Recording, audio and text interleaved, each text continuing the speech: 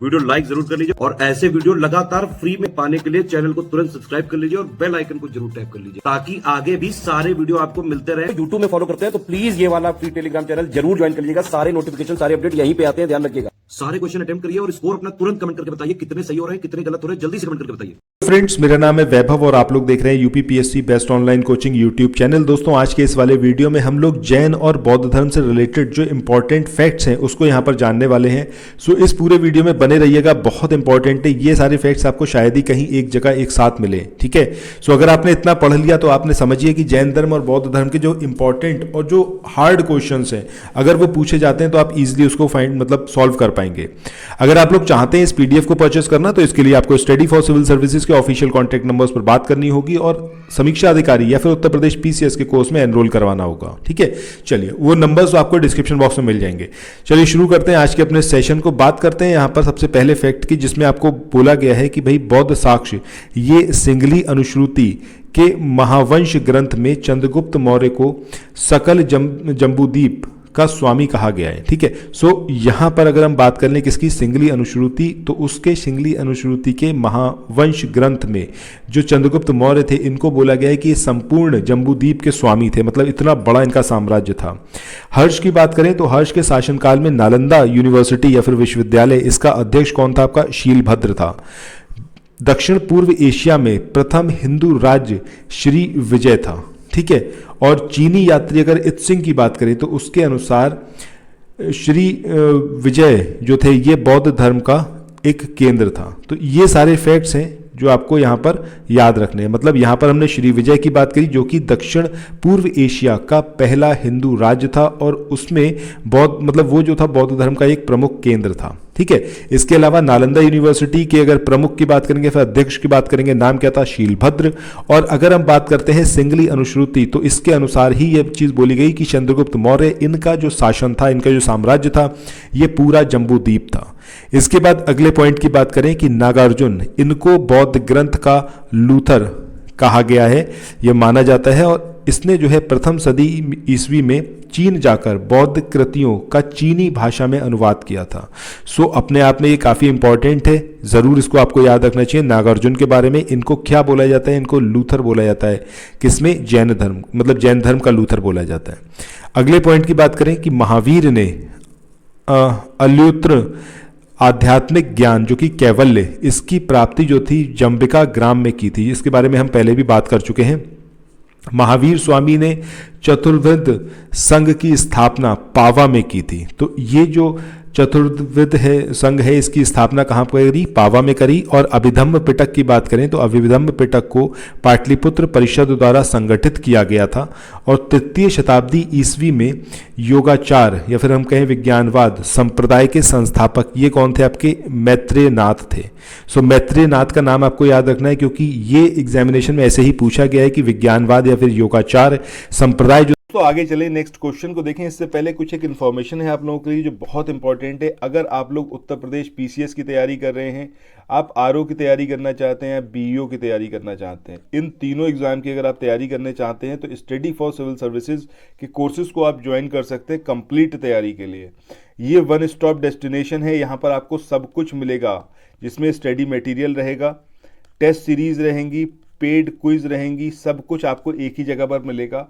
और ये सब कुछ सफिशिएंट होगा आपके एग्जाम को क्रैक करने के लिए, एग्जाम को निकालने के लिए। लेटेस्ट ग्रुप स्टार्ट हो चुके हैं और उन ग्रुप में आपको एडमिशन लेने के लिए सिंपली जो ये नंबर मैं आपकी स्क्रीन पर लिख रहा हूँ, इन नंबर्स पर आप कॉल कर सकते हैं। 8564880530 इस नंबर पर आप संपर्क कर सकते हैं। इसके अलावा 9696066089 इस नंबर पर कांटेक्ट कर सकते हैं, या फिर आप 7523864455 इन तीनों में से किसी भी नंबर पर कॉल करके आप हमसे संपर्क कर सकते हैं। और ये लेटेस्ट ग्रुप जो है इसमें आप एडमिशन ले सकते हैं।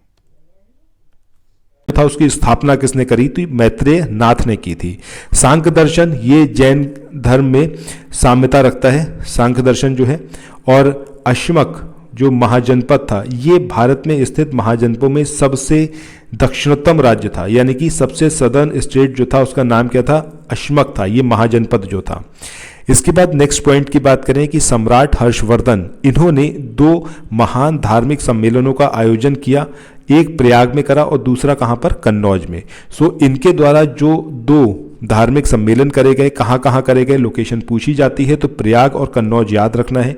बौद्ध साहित्य जो कि नाम क्या है उसका, ललित विस्तार, इसमें भारत की प्राचीन लिपियों का वर्णन है। सो अगर आपसे एग्जामिनेशन में पूछा जाए कि ललित विस्तार ये कौन से धर्म से रिलेटेड है, तो आपको याद रखना है कि ये बौद्ध साहित्य है। दूसरी बात कि इसमें हिंदुस्तान की जो प्राचीन लिपियां हैं उसका वर्णन करा गया है। इसके बाद आगे बढ़ें, बौद्ध धर्म के जो महासंघिक संप्रदाय है इसकी स्थापना कहाँ पर हुई, वैशाली में। सो ये जो महासंघिक संप्रदाय है इसकी स्थापना कहाँ पर हुई, वैशाली में। और अजीत केसक कंबलिन ये जो थे वो बौद्ध कालीन एक दार्शनिक थे, ठीक है, फिलोसफर थे, और इन्होंने उच्छेदवाद या फिर अनहितेशनिज्म सिद्धांत का प्रतिपादन किया था। तो उच्छेदवाद सिद्धांत का प्रतिपादन किसने करा, नाम क्या है आपका, अजीत केसक कंबलिन। इसके बाद नेक्स्ट हम बात करें किसकी, कंधार जनपद। तो कंधार जनपद जो था वो यूनानियों से पूर्व हखामनी और अगर हम बात करें तो फारसी साम्राज्य का ही एक पार्ट था कंधार जनपद जो था। यूनानियों के खिलाफ युद्ध में लड़ने वाले फारसी सेना को जो है सैनिकों और रसद की आपूर्ति इसी जनपद से होती थी, कहाँ से, कंधार जनपद से। इसके बाद अगले पॉइंट की बात करते हैं किसकी, भगवती सूत्र की। तो ये जो है आपका जैन धर्म का सर्वाधिक महत्वपूर्ण ग्रंथ है और इसमें जैन धर्म के सिद्धांतों के अतिरिक्त स्वर्ग और नरक के विषय में भी बताया गया है, उसके बारे में भी बात की गई है। और इसी के अनुसार काशी और कौशल ये जो दो हैं ये 18 गणराज्य जो पूर्वी भारत के शक्तिशाली महासंघ के अंग थे, इन्होंने मगध के राजा अजातशत्रु का विरोध किया था। तो ये चीज भी कहां दे रखी है आपकी, भगवती सूत्र में।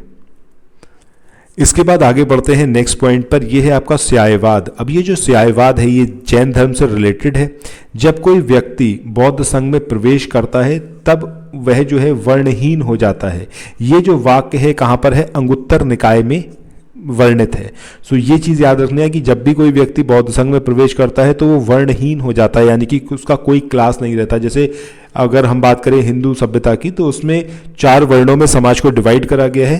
तो उसी चीज़ को ब्रेक करने के लिए ये चीज़ यहाँ पर बोली गई थी कि बौद्ध धर्म में या फिर बौद्ध संघ में जब कोई प्रवेश करता है तो उसका कोई वर्ण नहीं रह जाता। और ये किस में कहा गया है, अंगुत्तर निकाय में।